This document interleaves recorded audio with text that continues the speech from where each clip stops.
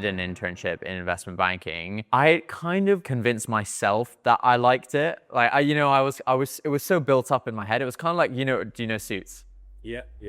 Obviously that's law, but it's that kind of picture where it's like that, you've got that in your head. You were growing up watching Suits and you're like, damn, being a lawyer is so sick, Yeah, exactly.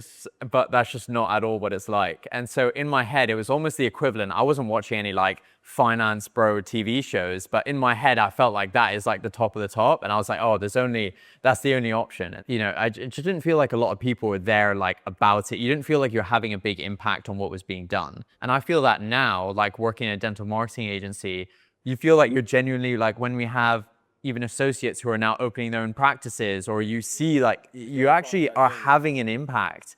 And it is cool, even if it's at a small scale, to feel like you're actually doing something. I think one of the biggest challenges though is when I decided, so I finished my internship, I was like, what revolutionary thing am I gonna come up with? How am I gonna change the world? How am I gonna change the world? Everyone was getting to like Facebook ads and Instagram ads ages ago. So it's quite late to the party.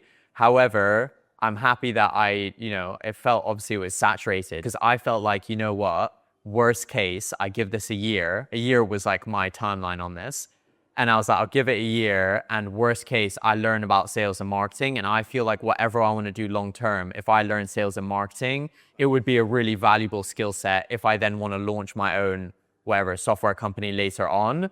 And if software wasn't in the question at the time, but whatever the product would be longer term, I felt like having a sales and marketing like skill set would be really valuable. So that's kind of how I got into the SMMA, was seeing lots of people online succeeding with this business model, alongside me also thinking sales and marketing would be a very valuable skill set to learn. So this mentor of mine had an offer, which was around, if you don't get 5 clients, you don't pay. JP. Yeah, JP, my man JP. And it's so cool now thinking that what we're about to do, because basically with licensing, we just launched a similar guarantee, and that's where that came from, where he had basically reverse engineered and said, look, if you do these things, you will get this many clients. I knew about the guarantee. I didn't know about the conditions of the guarantee. So I booked the sales call. I researched online, how much does this cost? And I thought it was like 1.5K or something. That's what it said online. And it was way more than that. And on the sales call, I was like, holy shit. I told the sales guy, I was like, this is all of the money I have in my bank account. And I was like, oh, I just need to think this through. Yeah. And he like objection. He was like, oh, take your time. And I was just sat there like looking at my bank account. I was like, how do I get out of this? And then I ended up doing it. You know what? This is what flipped my perspective on sales. I probably would have been, if I'd known the price before getting on the call, I wouldn't have done it. If the sales guy had said, okay, go off and think about it, come back to me, probably wouldn't have done it. So he genuinely did. It was a good sale. Like I felt a little bit after the call, I was like, shit, was that the right move? Buyer's remorse. And I remember, by a bit of buyer's remorse, because it was literally all the money I had in my account, like all the money. And then with the offer, it was, again, I wouldn't have signed on if there wasn't that guarantee, which was, it was, if you don't sign 5 clients in 6 months, you don't pay. Yeah. So I was like, look, what's there to lose? Yeah. Then there were conditions of that guarantee, but it was like, okay, I'm going to do, and I was like, you bet your ass I'm going to do my cold calls, my emails, my DMs every single day because I want to cover my ass. Yeah. And now one of my other mentors has a similar thing with his offer, which is this guarantee with conditions to it.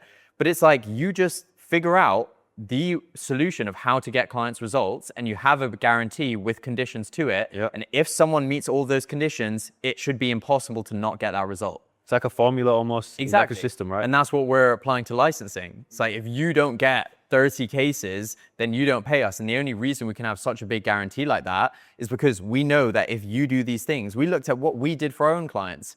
How do we get our clients good results? Well, it's doing these specific action items. And if a client does those same things, they will be able to get a result. It's nothing crazy. It's perfectly reasonable action items, but it's so powerful to have that because I experienced that in my own journey, which is like, I wouldn't have taken the leap without that guarantee. And then when I actually started the thing, I made sure to do all of those things because I wanted to have my, have my out if it didn't work. Yep. And so I think it's actually really valuable to have that sort of guarantee, because it means that everyone who joins our licensing thing will be doing those things because they want to have their kind of risk reversed.